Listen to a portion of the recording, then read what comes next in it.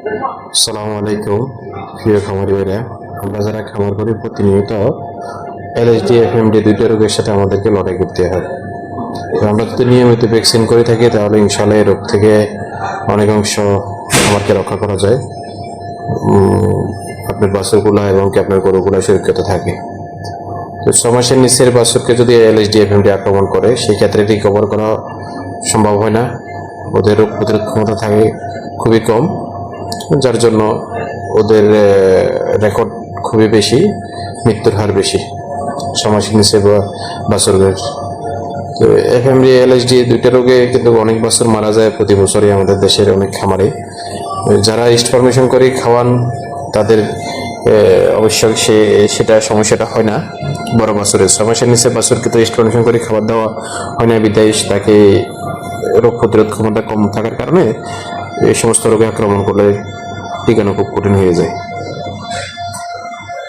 অবস্থা আপনার একটা দিক দেখেন, ওর প্রত্যেকটা পশমে করে করে এলএসডি উঠছে।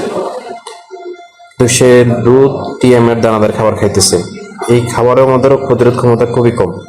আর যে বাছুরগুলোকে 6 মাসের উপরে বাছুরকে আমরা টিএমআর দিয়ে থাকি, ইনস্টলেশন দিয়ে থাকি, ওগুলা কিন্তু আপনার এই সমস্ত রোগের থেকে সে খুব দ্রুত সেরে ওঠে, অনেকটা কভার হয়ে যায় খুব দ্রুত।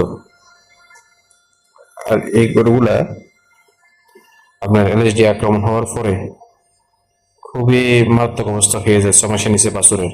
আর 6 মাসের উপরে এই যে আমার একটা ষাঁড় বাছুর, এটাকে আমি ইনস্টলেশন করে খাবার দিচ্ছি, যার জন্য ওর একই রোগ হয়েছে, একই খামারে একই রোগ, কিন্তু এর অবস্থা দেখেন হাতে গোনা কয়েকটা।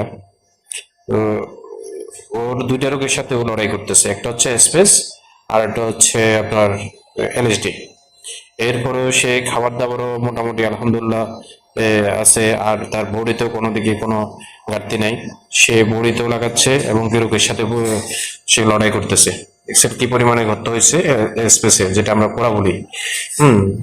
তো এরপরও আলহামদুলিল্লাহ তার বডিও ওইটা হচ্ছে এবং কি তার রোগের সাথে সে লড়াই করতেছে। তো এই ইনফরমেশন খাবারটা খাওয়ানোর ফলে আমি এই বছরের যে উপকারটা পেলাম, আর ওই 6 মাসের নিচে বাছুরকে ইনফরমেশন খাওয়াইতে পারিনি বিধায় ওদেরকে এফএমডি এলএসডি হলে খুবই মারাত্মক অবস্থার মধ্যে পৌঁছতে হয়। তো যাই হোক, আপনার খামারকে আপনি সুরক্ষিত করতে গেলে আপনাকে 6 মাসের নিচে বাছুরকে ভ্যাকসিনেশন করতে হবে। আর 6 মাসের উপরে হলে আপনার গরুর যদি রোগ প্রতিরোধ ক্ষমতা থাকে, সে যে কোনো রোগের সাথে সে লড়াই করতে পারে। সেজন্য ইস্ট ফরমেশন খাবারটা রোগ প্রতিরোধ ক্ষমতা বাড়ায়। আমি যা দেখলাম রোগ প্রতিরোধ ক্ষমতা বাড়ায়, শরীরে গ্রোথ হয়। দুধের গাভীকেও দেখলাম দুধও বাড়ে। আলহামদুলিল্লাহ মোটামুটি আমার খামারে আমি যতটুকু রেজাল্ট পাইতেছি ইস্ট ফরমেশন খাবারে আলহামদুলিল্লাহ।